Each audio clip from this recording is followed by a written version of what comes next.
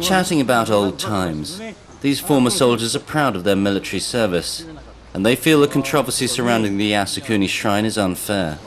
But even Mr. Sasaki, a former naval officer, would prefer the Japanese Prime Minister didn't visit. It's a failure of Japan's foreign policy. Koizumi messed it up because he wasn't diplomatic enough. But his successor is better. Mr. Ojiro was an Air Force radio operator. I asked him if he felt his fallen comrades were forgotten in the political controversy. I do, he said, and as he said it, he seemed to remember the radio sign-off he used with his pilots. If you don't come back, we'll meet again at Yasukuni.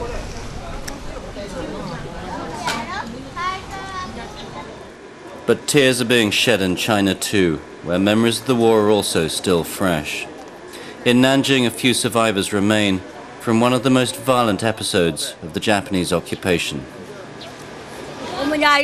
In my family, 7 people were killed, including 1 child. I was seriously injured. My aunt was raped and then killed. My grandfather was killed by a bayonet gun. Memories of the war have soured relations with Japan, and many people here feel the horror of what happened can't be forgotten. Japanese troops killed 300,000 people in Nanjing in just 6 weeks.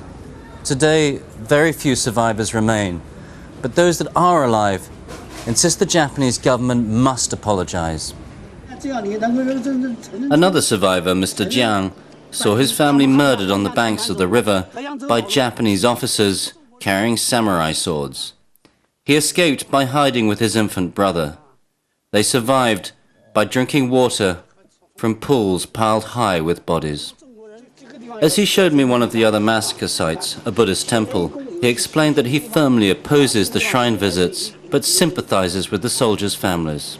They shouldn't be commemorated. They were fighting against us. But I do have some sympathy for their families. After all, a lot of these soldiers themselves were forced to go into the army. It's that sort of understanding that many Japanese would like applied to the Yasukuni shrine. Take away the political controversy so that the younger generation can learn about the sacrifices made by those that went before them. Tony Cheng, Al Jazeera, at the Yasukuni shrine in Tokyo.